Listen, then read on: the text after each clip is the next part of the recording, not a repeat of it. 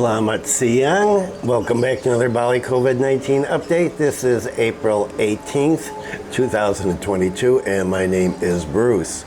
And what about the weather up here? Well, it is cloudy and looks like it is going to rain. So we had all these great days without rain. I don't know what it was, 5, 6, 7.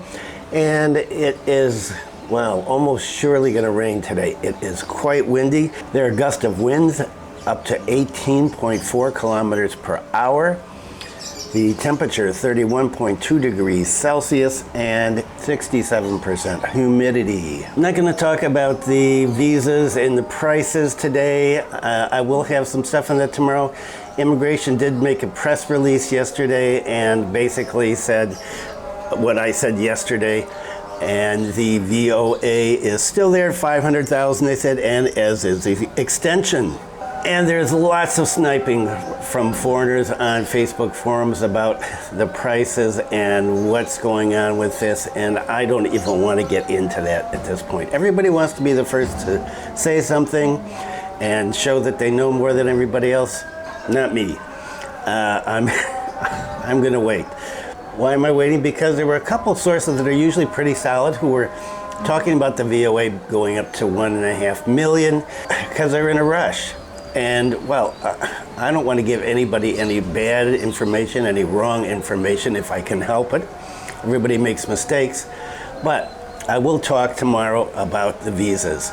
But today I'm going to talk about the virus because nobody's talked about the virus in a long time. There are a lot of people who are acting now like it is gone, and, well, it's not.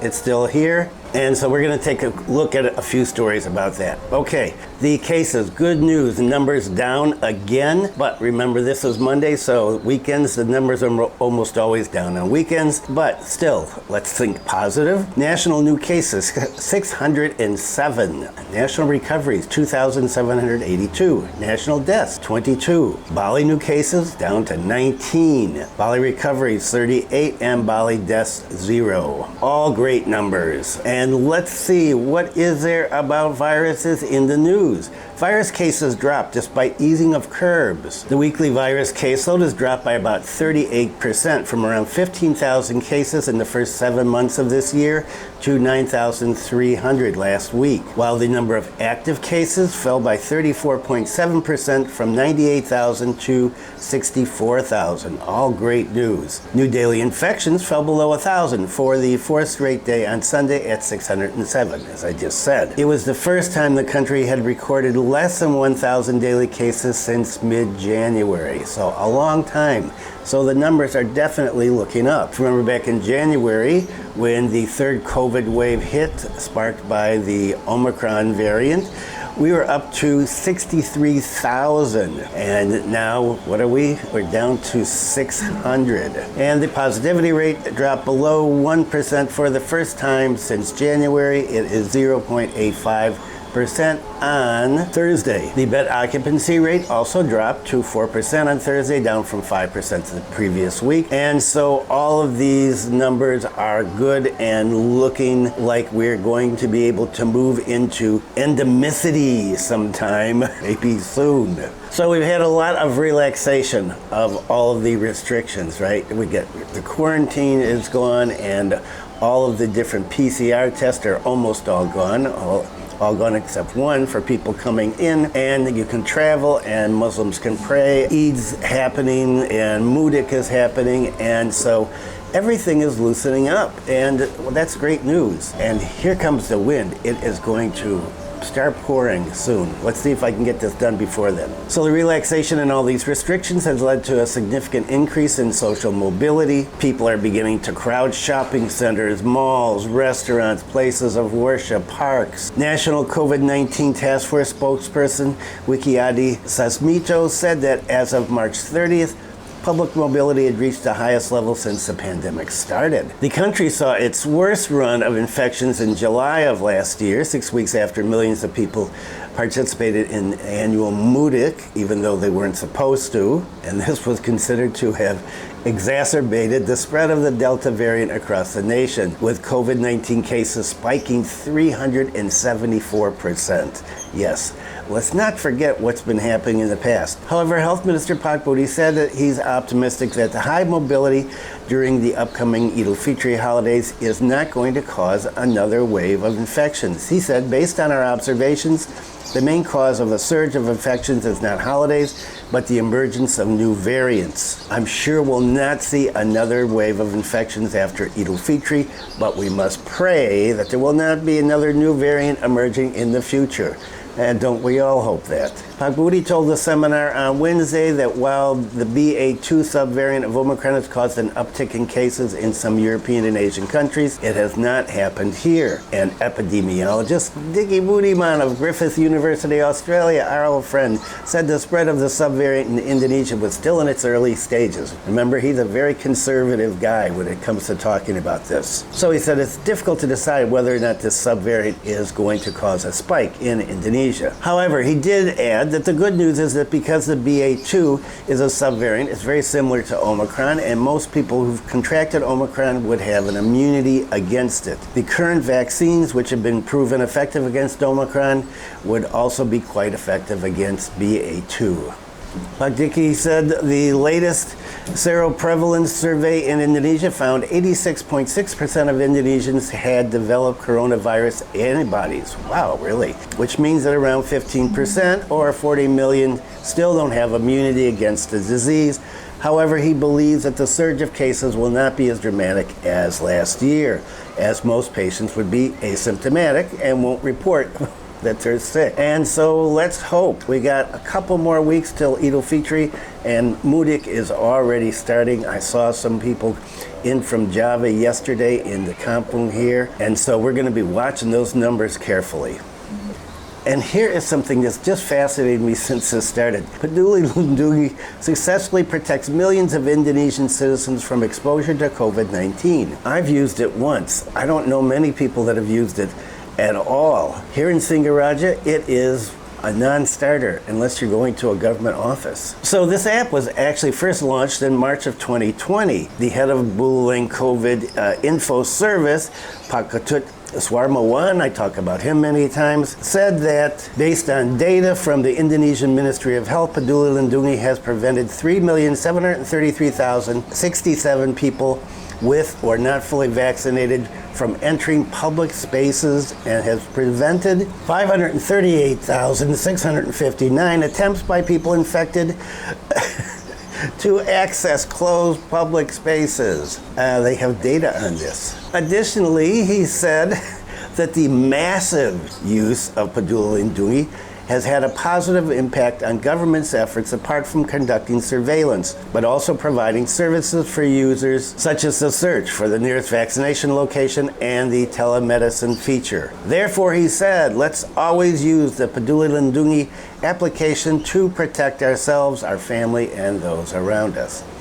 Now, here's something interesting. If you are a resident here, you have kids in school, you have kids that are expecting to go to university here, Udayana University Chancellor says dormitory development will continue. When my kids were going to Udayana, there was no dormitory, and so they either had to go into a kos-kosan or you had to rent a house. In my case, I rented a house for some and kos-kosan for others. This dormitory has become a point of contention between the university and parents and students. The Chancellor says the construction of the dormitory continues and the target for completion is September 1st this year. Only students are not required to live in the dormitory.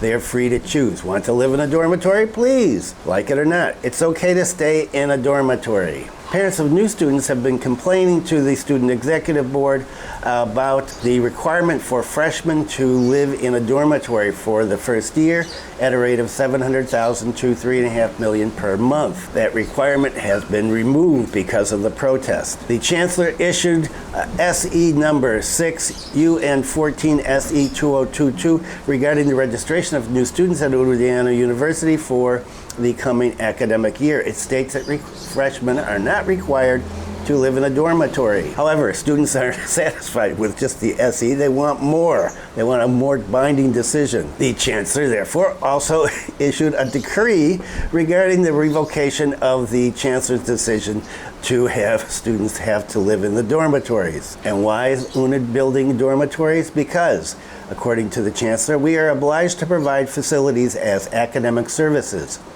and are the minimum service standards for UNID, which we will program to become an advanced university towards a world-class university. Udayana wants to become a world-class university. I hope so. That would be great. And some more on business in Bali, seeing the activities of agrotourism actors in Pancasari, Buleleng, Bali. If you've ever been up to Pancasari, you know the market up there and the strawberry businesses, and this is about strawberry businesses. So the tourism sector in North Bali, we're still recovering slowly, but as I've said many times, we don't get that many tourists up here compared to down south. Strawberry agrotourism, which was originally full of tourists, is now quiet. So the strawberry farmers had to innovate, and one of them is innovating by selling strawberry seeds. This is fascinating.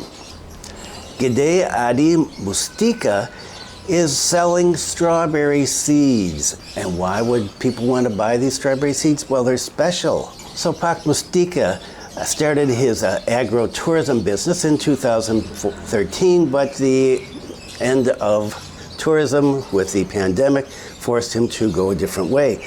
Before, he was doing up to 70 tourists a day on his farm. He said now, he's lucky to get 70 a month. So he took his business, which was originally for tourism and education primarily, and he has 50 acres and he's got tens of thousands of strawberry plants of various types, such as Rosalinda, Sachinoka, and Jumbo Bali. And it's Jumbo Bali, I guess, that we're talking about here. Now his garden is a nursery location. He's focusing on developing the Bali Jumbo seeds. The reason the seeds are now being sought after by people all over. He said strawberry farmers from outside Bali have been busy ordering his seeds. According to Pak Mustika, Balinese jumbo strawberries have a number of advantages. The most striking thing is the size. Balinese jumbo strawberries have the size of free-range chicken eggs. Okay, that is pretty big, right? Like that? Wow, that's a big strawberry. 1 kilogram of Balinese jumbo strawberries usually contains about 24 fruit seeds. Although these are superior, there are some weaknesses. The Balinese jumbo strawberries really need nutrients, and so nutrients have to be given regularly. So this is a labor-intensive seed. In terms of selling price, wow. He said that Balinese jumbo strawberry seeds can be sold for 60,000 rupiahs. According to the article, that's for one seed. He said, I've sent them to Java and Sumatra. I sell at that price. There's still many who want to buy it. Now there are still orders. In the past, when tourism was still around, he sold a visit package worth 60,000 rupiahs. The people would get a glass of strawberry juice, and they could eat as many strawberries as they wanted as long as they ate them in the garden area. But he said, now I sell seeds for 60,000 a seed. If you look at it, yes, it's more profitable to sell the seeds. But you have to be patient because not every vine is ready to become a seed. And what happens when tourism comes back? He plans on selling the seeds to visitors. Good business, interesting. And I'm gonna be going up there. I'm gonna have to stop and see if they got some of these jumbo strawberries. I love strawberries, wow.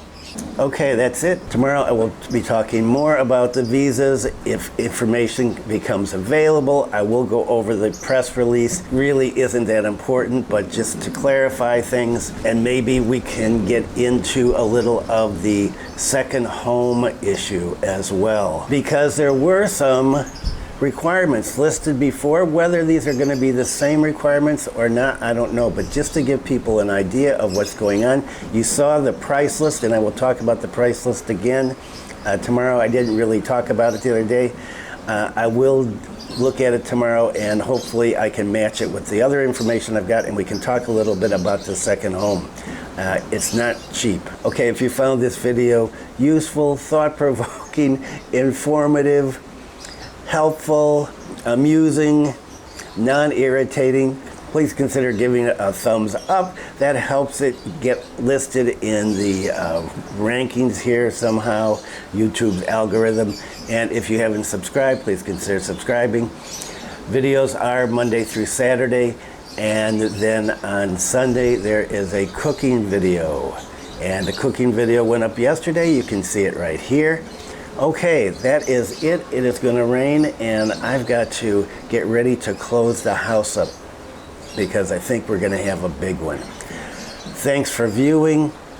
Be kind to someone today. Stay safe, and I will see you tomorrow.